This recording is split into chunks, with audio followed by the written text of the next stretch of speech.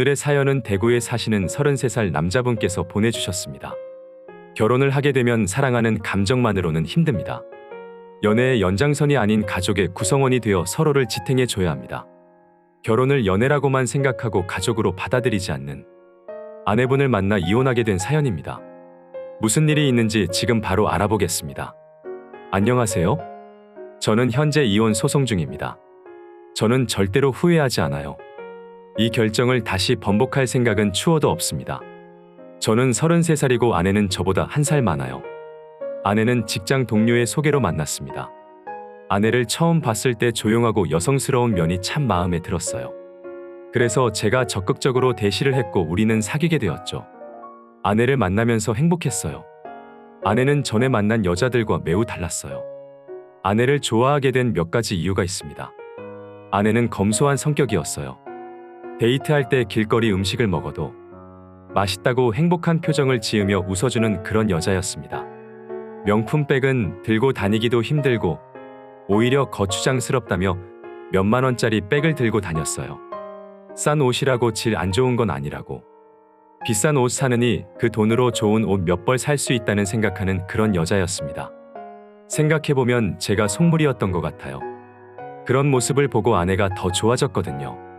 결혼해서 살면 알뜰하게 살림하고 잘 살 수 있겠구나. 그렇게 단순하게 생각했습니다. 결혼한 친구들이 아내의 허영과 낭비벽 때문에 힘들다고 고민하는 걸 몇 번 들었거든요.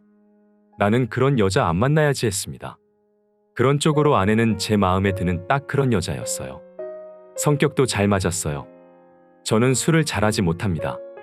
몸에서도 잘 안 받아서 조금만 마셔도 금방 취하고 머리가 아파요. 그런 걸 왜 마시나 싶습니다.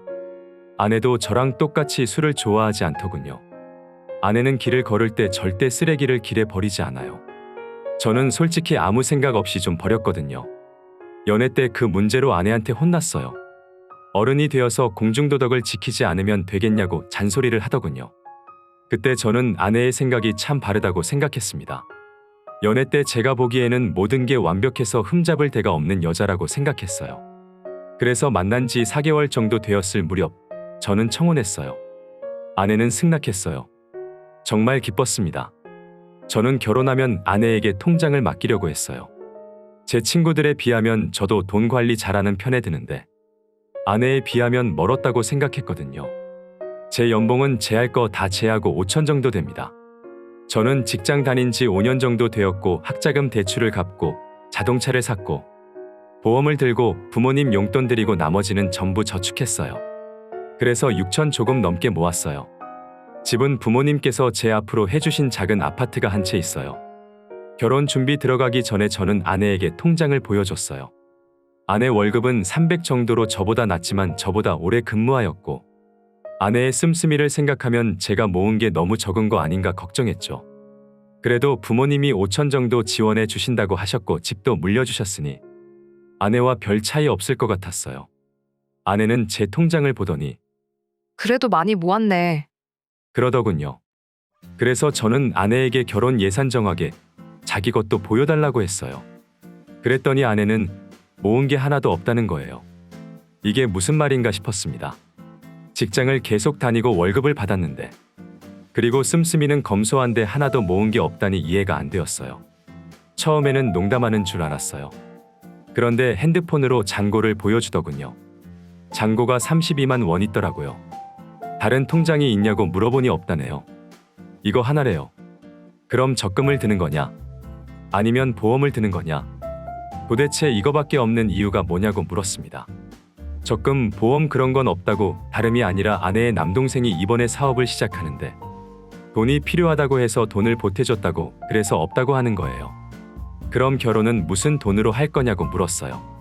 부모님이 얼마 해주신다고 했냐 했습니다. 그런 거는 없다네요. 부모님 형편이 자식들 도와줄 정도는 아니라고 태연하게 이야기하더군요. 순간 멍해졌어요. 경제적인 부분이 결혼하는데 중요한 부분이잖아요. 돈 때문에 아내와 결혼하려던 건 아니었지만 생각했던 거와 너무나도 다른 부분이 저에게는 충격이었습니다. 아내와 헤어지고 집에 와서 곰곰이 생각해봤어요. 생각해보니 아내의 잘못도 아니더군요. 형제에게 돈 빌려줄 순 있죠. 나쁜 짓을 한 것도 아니고 결혼 전의 일인데 그 문제로 헤어지는 건 좀 아니다 싶었어요.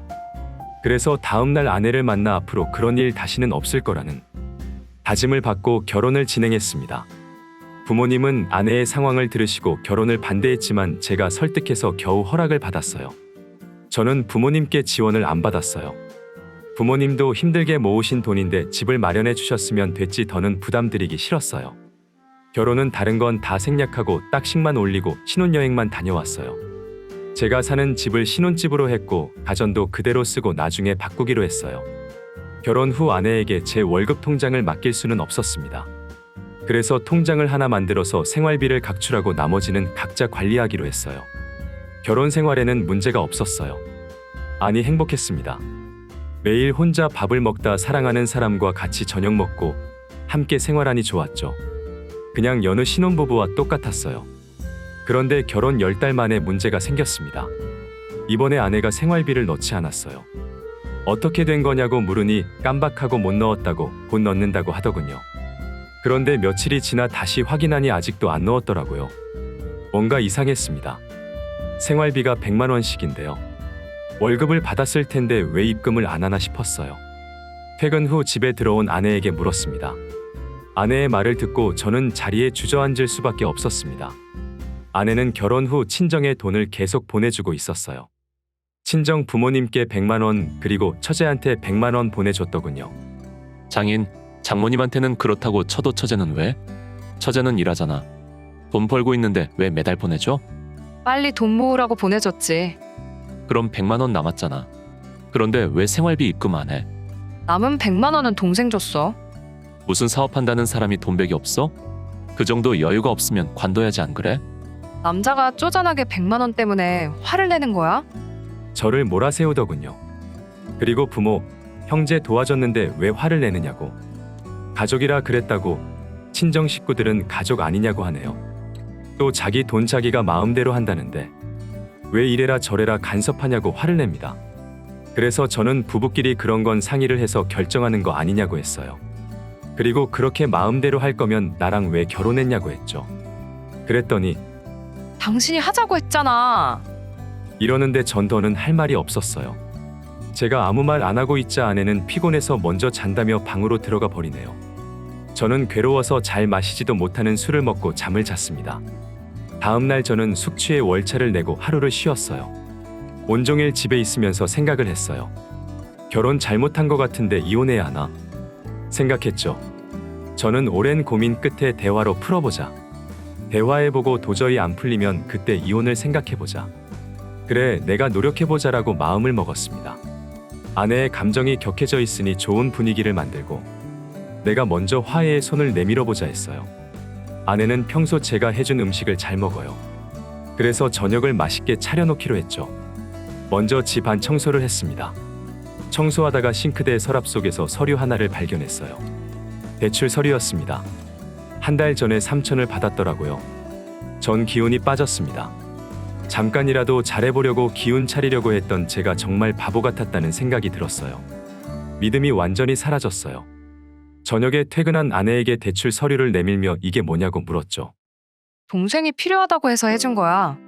아내는 그 말만 하고 상황에 대한 설명, 그리고 미안하다는 말 한마디. 그 어떤 말도 안 했어요. 할 말이 그게 다야? 더 할 말 없어? 응, 이혼하자. 알겠어. 그리고 아내는 짐을 싸서 친정으로 갔어요. 장모님이 전화로 장인어른 사업만 잘 되었어도 아내에게 돈 안 받았다는 말만 하시네요. 아내에게 가족은 친정 부모, 형제였고 저는 아니라고 생각했나 봐요. 아니라면 이렇게 하면 안 되는 거 아닌가요? 아내는 제가 이혼하자는 말을 먼저 꺼냈으니 위자료 청구를 한다네요. 변호사를 만나 상담을 해보니 아내에게 혼인 파탄의 책임이 있어서 위자료를 안 줘도 된다고 하네요. 그리고 저에게 실질적인 피해를 끼친 게 없으니 저도 위자료를 청구하긴 힘들다고 하더군요. 저는 위자료 받을 생각이 없어요. 결혼은 제가 선택한 일이고 제가 사람을 잘못 만난 죄라고 생각하기로 했어요. 지금 제 머릿속에는 하루빨리 이혼이 결정되어 벗어나고 싶다는 생각뿐이네요. 이번 사연은 여기까지입니다. 자신의 월급의 50%도 저축하기가 힘듭니다. 그런데 자신의 월급 전부를 배우자를 생각 안 하고 친정가족에게만 보낸다니. 그리고 마지막 위자료 청구를 한다는 것에 소름이 돋았습니다. 이혼 잘하셨고 아내는 사연자분을 가족으로 받아들이진 않고 연애의 연장선으로만 생각한 것 같습니다. 오늘의 사연은 여기까지입니다. 사연에 관한 다양한 댓글 남겨주세요. 그리고 신청하실 사연이 있으시다면 아래의 메일 주소로 보내주시면 사연 제작을 도와드립니다.